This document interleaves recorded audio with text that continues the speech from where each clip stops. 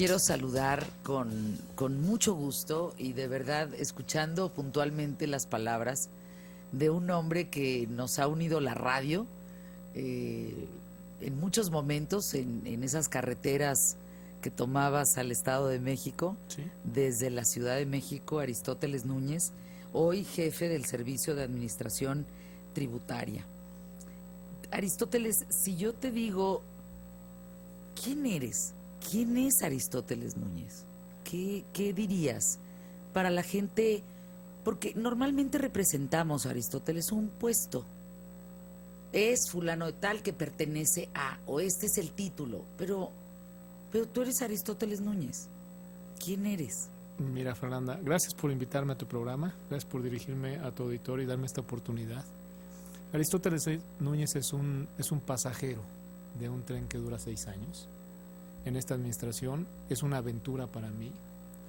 Disfruto mi trabajo, me gusta recaudar, lo tengo que decir, te lo tengo que confesar. Estoy muy entusiasmado con este gran reto. Creo que contribuyo a lograr que un gobierno tenga los ingresos que permitan cumplir las demandas sociales. Esa realmente es la misión que tenemos en el SAT.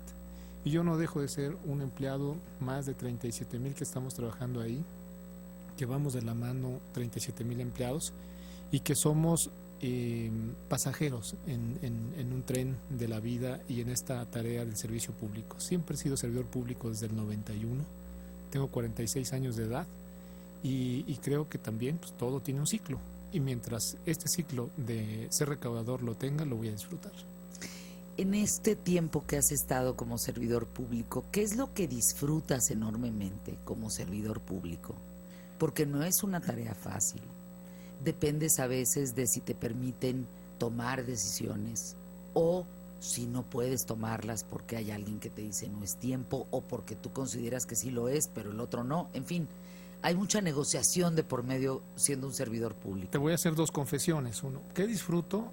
El que esta oportunidad me permite inducir el cumplimiento de la ley a muchos ciudadanos.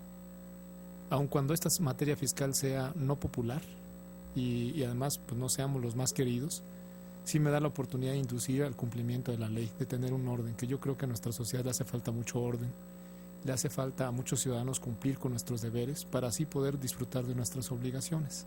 Eso me entusiasma, lo disfruto porque creo que esta tarea me da esa oportunidad y esa trinchera. Y la segunda confesión es decirte que afortunadamente siempre hubo una gran coincidencia desde que yo empecé a trabajar con el secretario Videgaray en el de ser muy respetuoso de los procedimientos institucionales.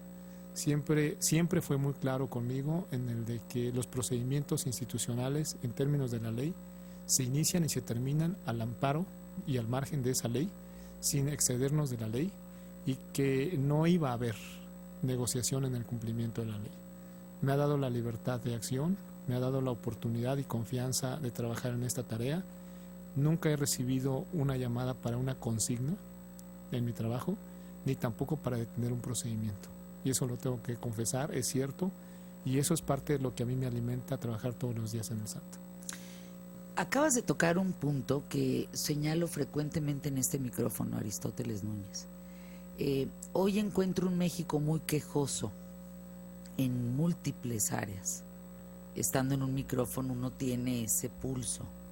Lo tiene uno en las redes sociales, lo tiene uno cuando viaja al país, cuando nos toca hacer el programa en otras partes de la República Mexicana. Y señalo constantemente decir, claro, hay circunstancias que no están bien, hay circunstancias que se tienen que trabajar, hay otras que está en chino sacar adelante, ¿no? Y hay otras que pues definitivamente saldrán pronto. Pero en todo esto tenemos que ser mejores ciudadanos. Sí, todos los sexenios implica un señalamiento, todos los sexenios implica un A, B o C que no está en orden, pero ¿en qué sexenio vamos a ser mejores ciudadanos? Tú ahorita hablaste de esta lucha en que eso te gusta, ¿no? Esta lucha entre el deber, pero también la obligación, y eso es el derecho de un ser humano que representa una sociedad que vive en un país. Mira, yo creo, Fernanda, yo creo que los que estamos viviendo esta época tenemos un gran privilegio. Tenemos una oportunidad de vivir una transición en que pasamos de una sociedad relativamente sumisa o dormida a una sociedad muy exigente. Yo creo que eso está bien. Qué bueno que estamos viendo una sociedad exigente. A nosotros en lo particular, en lo que nos corresponde, pues por un lado hay un gran reclamo en el sentido de decir, nos estás cobrando impuestos, queremos que retornen esos impuestos en servicios, y tienen toda la razón. Para poder retornar esos servicios que sean de mejor calidad y que sean suficientes cada día, un gobierno, un estado, cualquier color que tenga, pues primero tiene que tener los ingresos suficientes. Queremos dar servicios suficientes, necesitamos tener ingresos suficientes. Queremos dar un mejor servicio a la ciudadanía, tenemos que tener una mejor recaudación. Y en esa tarea compartimos y coincidimos todos. Pero la sociedad exigente hoy, afortunadamente con la nueva tecnología, con las redes sociales, tiene un poder de expresión, de reclamo, de crítica, que debemos de saber valorar, que estamos en la transición en la que hoy se empieza a modelar la conducta de los servidores públicos gracias a esa expresión oportuna, rápida en las redes sociales. Y yo creo que los servidores públicos hoy empiezan ya a modelarse sus conductas, sus hábitos y su rendición de cuentas en virtud de que la tecnología le ha ofrecido a los ciudadanos, a la sociedad, estas herramientas donde es imperativo para nosotros hacer un mejor trabajo todos los días. Qué bueno que lo estamos viviendo. Yo siento que esto es un privilegio. Creo que vamos a llegar a un equilibrio entre sociedad y autoridades y gobierno, en el que las autoridades cada día deben ser mejores y también cada día tendremos mejores ciudadanos. Empecemos a tener mayor cultura, mayor conducta, cultura vial, cultura fiscal, cultura de distintos tipos que nos hace falta cumplir, que la conocemos, pero que a veces no la cumplimos, ¿no? ¿De dónde vienes, Aristóteles Núñez? ¿Cómo fue esta parte de los valores, principios, ejemplo en casa, para después brincar? Fíjate cómo te brincas toda una etapa, ¿no? ¿Dónde te formas de esas raíces para después tener alas? ¿Y cómo es que llegas al SAT? Porque nadie te conocía. ¿Estás de acuerdo? El SAT es un reto en donde nadie te conocía. ¿Cuándo conoces a Luis Videgaray? ¿Cuándo hablan por primera vez? Pero vámonos primero con aquel hombre que no tiene absolutamente nada que ver con el servidor público y que sí importa aquello de raíz para después ser servidor público. Mira, Fernando, yo nací en la región Mixteca, en Oaxaca. Circunstancialmente nacimos ahí, mi hermano y yo, porque mi padre es de Guerrero, mi madre es de Veracruz. Mi padre, en paz descanse, es de la Tierra Caliente en el estado de Guerrero. En cualquiera de los tres casos, en el caso de mi papá en Tierra Caliente, nació en un lugar que se llama Tanganguato, Guerrero, que cuando yo nací tenía como 400 o 500 habitantes. Es una población rural de muy alta marginación.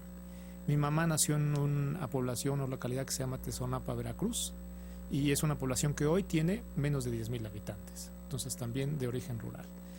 Guajuapan de León, en Oaxaca, sí era una localidad de mucho más habitantes. Traíamos alrededor de 25 o 30,000 en la cabecera municipal, pero en todo el municipio un poquito más.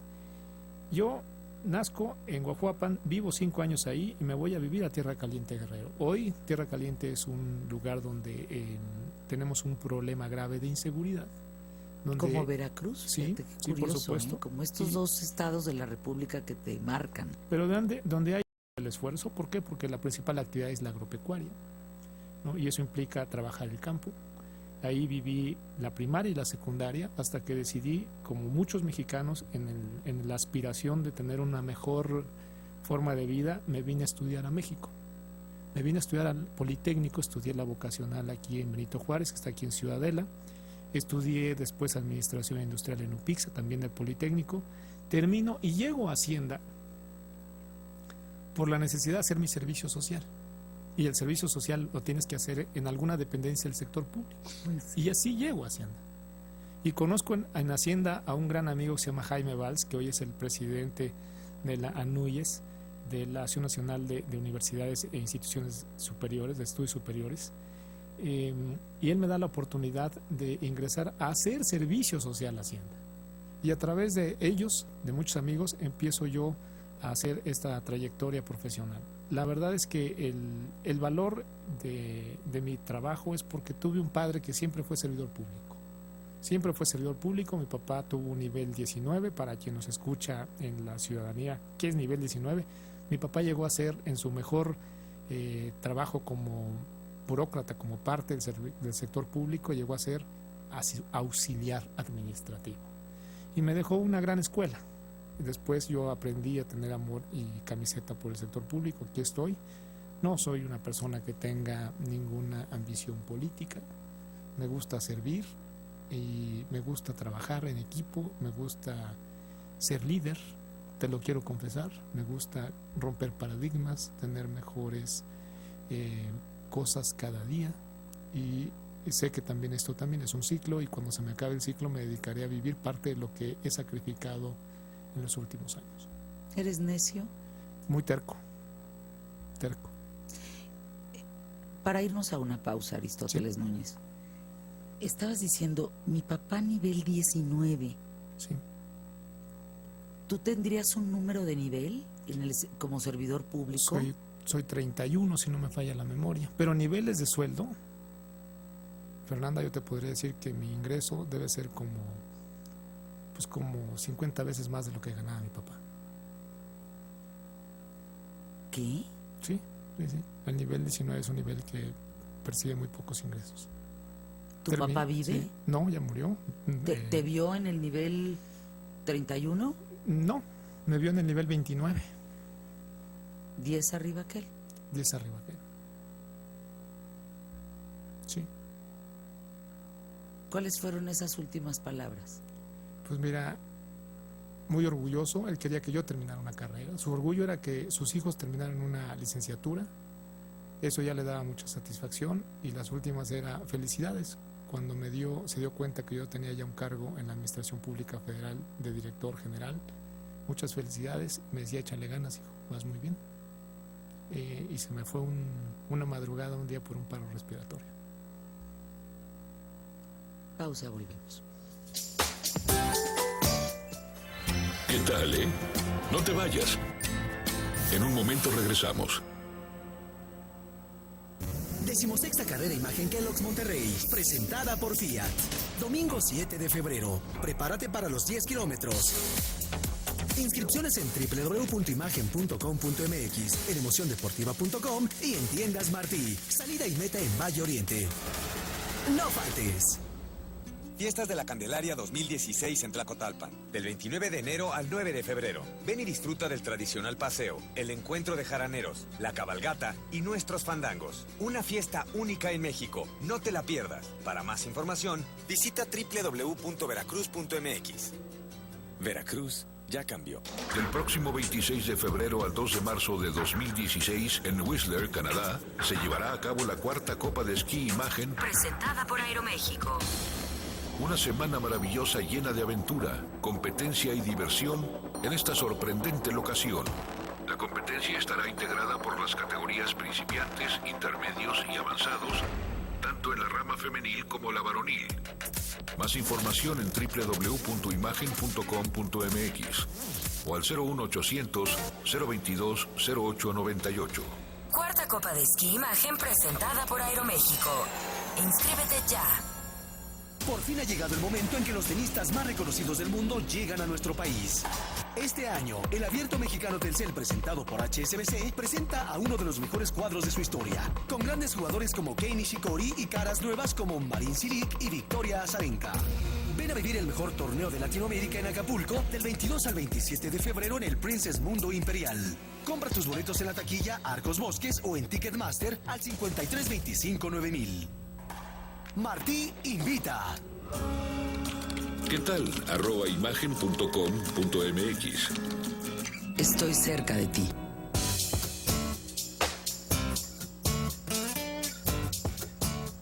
Me quedé pensando, Aristóteles Núñez, que entonces en tu calle no había baches cuando naciste. Donde creciste no había baches. No había baches ni quejas de los baches porque teníamos terracería. Yo creo, Fernanda, lo decíamos en el corte, yo creo que tenemos que reconocer muchos, yo tengo 46 años, tenemos que reconocer muchos que México todavía está en construcción. Hay muchas zonas rurales que apenas están conociendo el pavimento o el concreto hidráulico. Y eso se logra solamente pues, si pagamos impuestos, si no, no se logra. Tú no hubieras podido estudiar ni llegar a ser ni cientos de miles, No, si no es por un pago de muchísimos impuestos. como yo que llegamos de la provincia y logramos tener una educación profesional, fue gracias a que muchos mexicanos en ese tiempo pagaban impuestos y el Estado podía darnos educación pública. Si no, yo no hubiera podido estudiar. ¿México es un país evasor? México tiene un gran índice de evasión fiscal, alrededor de 500,000 millones de pesos por año se dejan de pagar impuestos por evasión.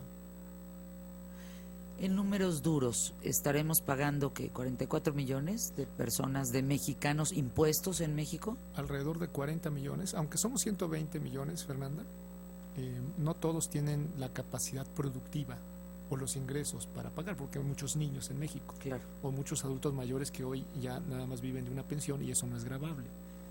Entonces, alrededor de 40 millones de mexicanos pagan sus impuestos, pero de esos 40 millones, 26, 27 son asalariados que los pagan religiosamente cuando les hacen la retención sus empleadores, sus patrones. Y de ahí, pues podríamos estar pensando que otros 5 millones los pagan de manera cotidiana y bien pagados. El resto debe traer una conducta que puede tipificarse incluso como evasión o como ilusión fiscal. Es muchísima gente. Mucha gente. Tenemos que trabajar en la conciencia y darle valor al pago de los impuestos. Creo yo que podríamos hacer muchas más cosas más rápido en beneficio de los ciudadanos si todos pagáramos los impuestos correctamente. Aristóteles, abogado del diablo, tengo que ponerme de ese lado porque forzosamente somos ciudadanos y no nos queda de otra. Yo te pregunto, ¿por qué voy a pagar? Fíjate, son los zapatos de muchos. Uh-huh. ¿Por qué voy a pagar si al final se lo transan? ¿Por qué yo voy a pagar si al final la corrupción se lo chupa? ¿Por qué voy a pagar si al final vivo en un sitio inseguro? ¿O si hay baches en mi calle?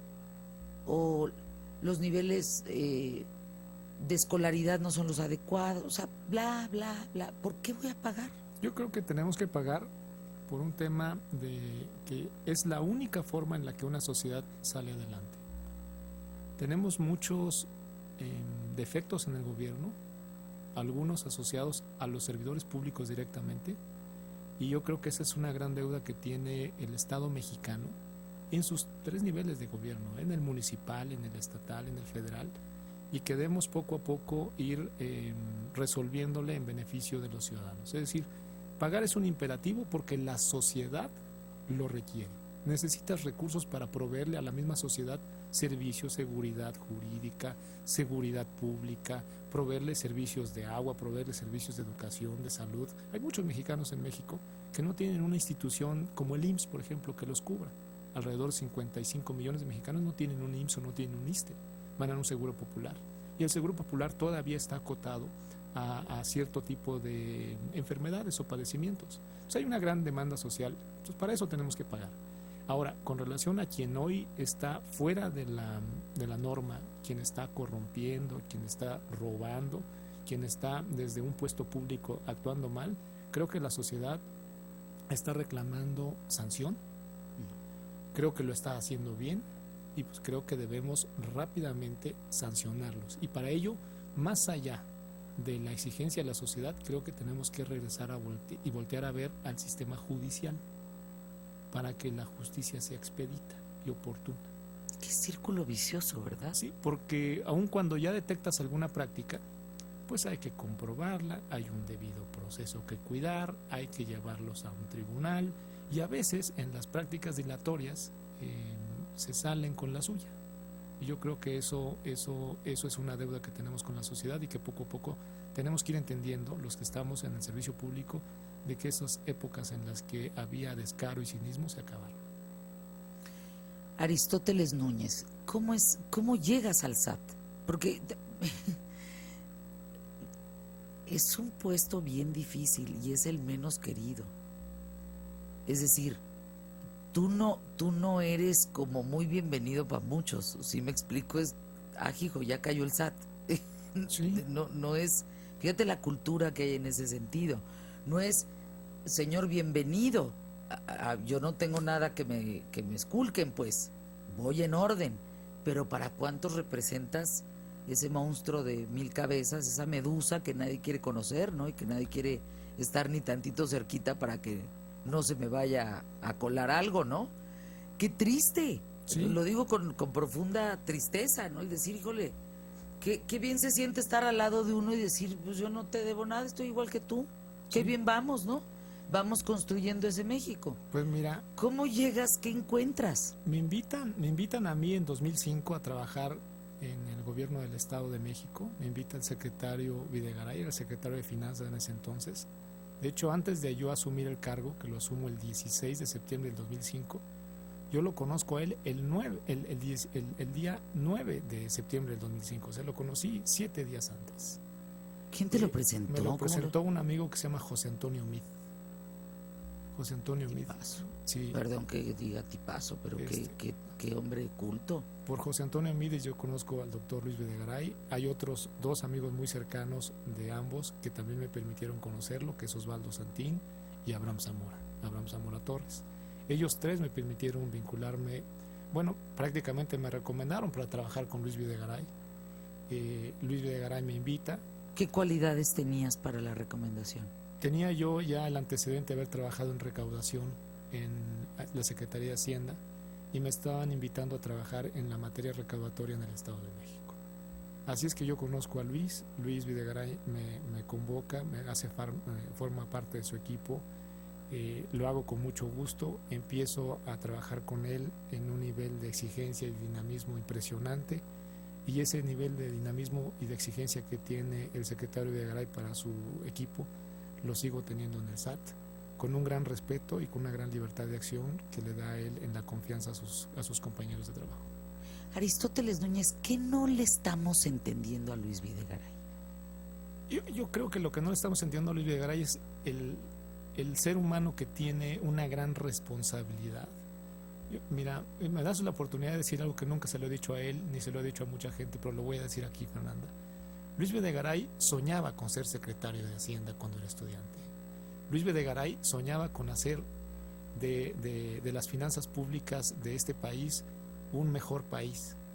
Y más allá de hacer y de tomar decisiones que pudieran ser populares o que pudieran ser decorativas, ha impulsado reformas estructurales en este país.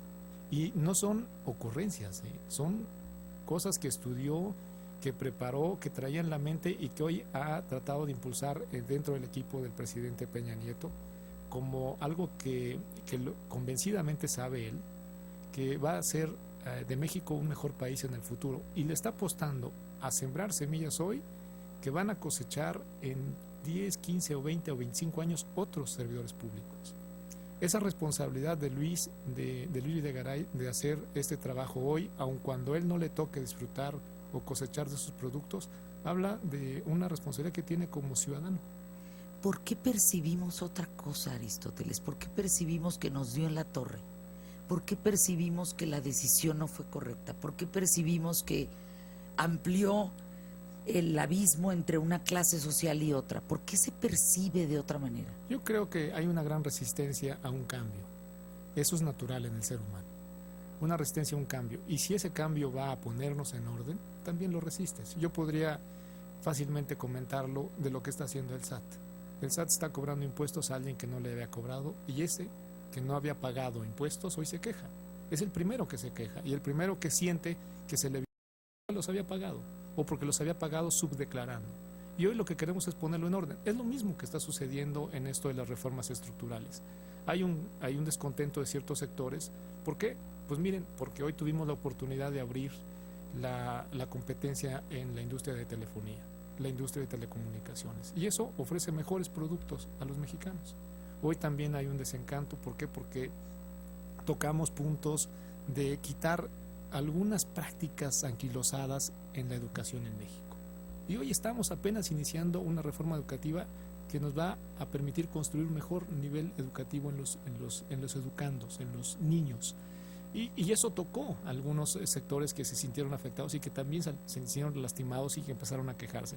Lo que se ha hecho reformas estructurales, sin duda tocó intereses, que esos intereses generaron queja y generaron una efervescencia que a lo mejor no hemos entendido los mexicanos, que era necesario quitarnos algunos lastres o anquilosados temas que traíamos pasados para poder salir adelante. No podíamos cambiar este país haciendo lo mismo. Y el cambio generó una resistencia, y esa resistencia hace que la percepción a veces en quienes hoy somos autores o protagonistas del cambio no seamos bien queridos. Pero eso no significa que no tengamos la mejor intención de hacer cada día mejor nuestro trabajo. Yo creo que Luis y muchos de los equipos de Luis y también del presidente Peña Nieto han apostado a hacer mejor su trabajo, no obstante el costo público político que hoy estamos asumiendo. Así lo ves. Así lo veo, y yo creo que el tiempo nos dará la razón. Y no es que nos la dé, y no es por un tema de que nos dé la razón a nosotros, es que la razón se materialice y sea evidente en un mejor nivel de vida, en una competencia abierta, en un mejor servicio a los ciudadanos y un mejor ingreso incluso. ¿Por qué? Pues porque una reforma energética, por ejemplo, trae inversiones, y esas inversiones generan empleos, y esos empleos van a ser mejor pagados, y esa reforma energética hoy tiene tarifas eléctricas más bajas. Eso no había sucedido antes. Hoy tenemos una gasolina más barata. Eso no había sucedido antes. Hoy tenemos una tarifa de telefonía mucho más barata. Se acabó la larga distancia y eso no sucedía antes.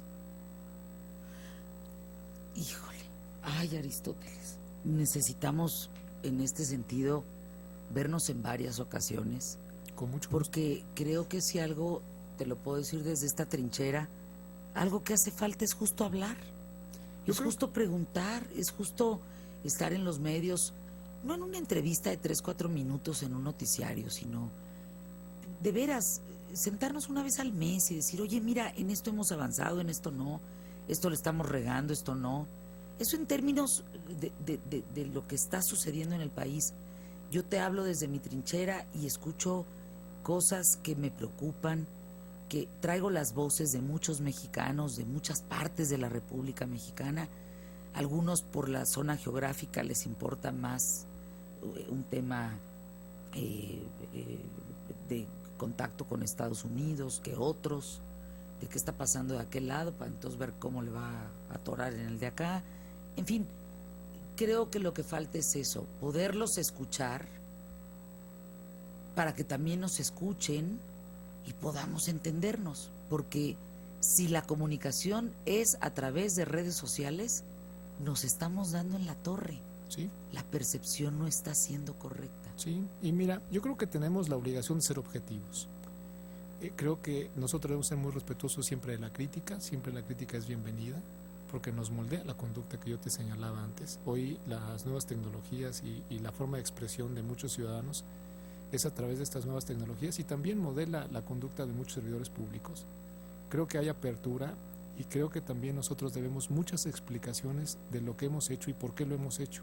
Creemos firmemente en lo que hemos hecho es algo que va a llevar mejor al país en un futuro cercano, pero también a veces hace falta explicarlo y decir por qué, y decir qué sectores fueron los que se afectaron y por qué esos sectores generaron molestia en su momento, pero por qué hicimos las cosas, porque hay un interés supremo. Tenemos la obligación de rendir cuentas y de servir a la nación, no a unos cuantos. Y a veces se nos olvida eso. Tenemos nosotros en el SAT la obligación de recaudar para todos, sin distinguir a unos cuantos.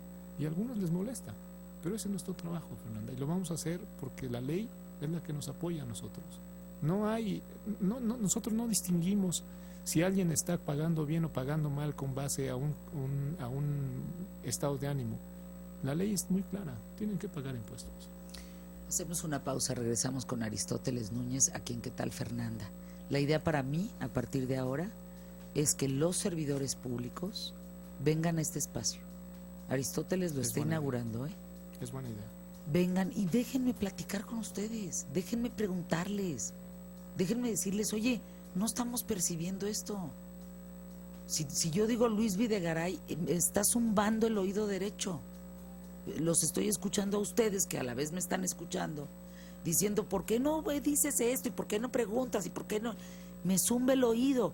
Yo quisiera decirle, no zumba, ¿qué nos dejaste de decir? ¿O qué dejaste de hacer? ¿O qué podemos hacer para entonces poder jalar mejor la carreta juntos? Porque si no, pues no nos conviene a nadie. Se quede el partido o no se quede el partido, no nos conviene. Al final es México, y eso servidores públicos como Aristóteles Núñez, que no traen un color, saben que eso tiene que trascender, no el color, pues. Pausa, volvemos. ¿Qué tal? @imagen.com.mx. Estoy cerca de ti. Arranca el año a exceso de velocidad. Al contratar tu paquete Infinitum, llévate una televisión Full HD de 50 pulgadas y Claro Video sin costo, desde 349 pesos adicionales a tu renta mensual con cargo a tu recibo Telmex. Vuela a tu tienda Telmex. Consulta términos y condiciones en información relevante en telmex.com. Siento la magia del amor y ahora quiero informarme, pero ¿cómo le hago? ¿Cómo le hago? Si tienes edad para enamorarte, tienes edad para cuidarte. Entra a www.gov.mx/como le hago e infórmate de todo lo que te interesa sobre educación sexual. Es tu vida, es tu futuro. Hazlo seguro. ¿Cómo le hago? InMujeres, Gobierno de la República. Los trabajadores de la radio y la televisión respaldamos plenamente la decisión estatutaria y unánime del Comité Ejecutivo Nacional de la CTM para que don Carlos Aceves del Olmo ocupe la Secretaría General de la central más importante del país. Estamos seguros que bajo su liderazgo y en el marco del 80 aniversario de la CTM, a celebrarse el próximo 24 de febrero, se verá fortalecida la defensa moderna, responsable y activa de los derechos laborales y sus instituciones, IMSS e Infonavit, STIRT CTM, Sindicato de Vanguardia. Somos iguales. Construimos. Trabajamos. Formamos. Emprendemos. La Cámara de Diputados tiene un claro compromiso por la igualdad de género. Por primera vez de 500 integrantes, 211 son diputadas. Cámara de Diputadas y Diputados. 63ª legislatura. La información debe conocerse por todos sin importar el género. La grandeza de las mujeres la convierte en fuerza. Porque el toque femenino es inigualable. Mujeres eligiendo. Con Adela Micha. Sábado a las 12 del día. Imagen Radio. Tan grande como la información. Poniendo a México en la misma sintonía. Llegó la promo 2D de almundo.com. Vuela y conoce 2 destinos por el precio de uno. Paga hasta 20 meses sin intereses con Bancomer. Consulta diferentes opciones de vuelos 2D. Promoción del 24 al 31 de enero. CAT 0% sin IVA. Informativo para meses sin intereses. ¡Almundo! Olvida que algún día nos quisimos. La pareja ideal para celebrar el amor y la amistad. Marisela, la Dama de Hierro y Alberto Vázquez juntos en concierto. Arena Ciudad de México, 14 de febrero, 18:30 horas. Boletos desde 250 pesos. Boletos en www.superboletos.com. ¿Qué tal? @imagen.com.mx.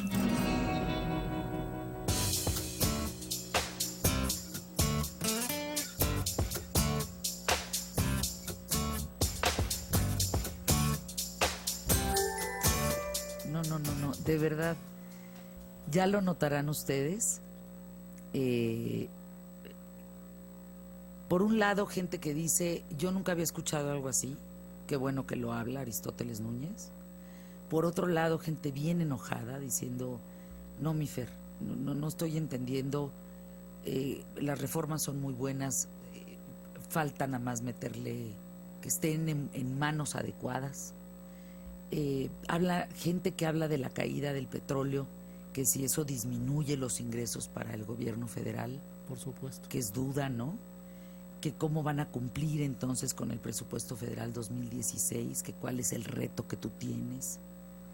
Te preguntan de todo, Aristóteles. Dice, por favor, hable con lo que se debe de decir, con la verdad, ¿no? ¿Tú duermes tranquilo? Duermo tranquilo, Fernanda. Duermo tranquilo y bien. Pocas horas, pero duermo tranquilo y bien. Sí lo tengo que decir. No tengo ningún problema en la conciencia. Afortunadamente he hecho lo que creo que es correcto y dejaré en el tiempo que también eso se evalúe.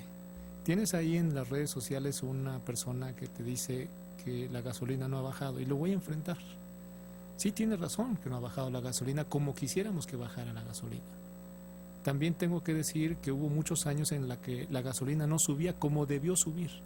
Pero más allá de esa sintomatología o de esas cosas que no son la causa es que en México nos tardamos muchísimas décadas en abrir la inversión privada en la extracción y producción de derivados del petróleo para que hoy pudiéramos tener una mejor gasolina y mucho más barata.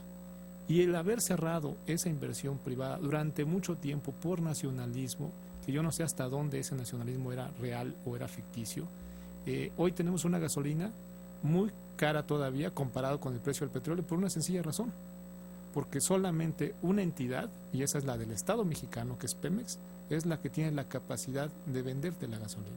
En el 2018 habrá privados que te podrán vender la gasolina con un nombre distinto a Pemex y te van a vender la gasolina que pueden traer desde Arabia, de Estados Unidos o donde quiera.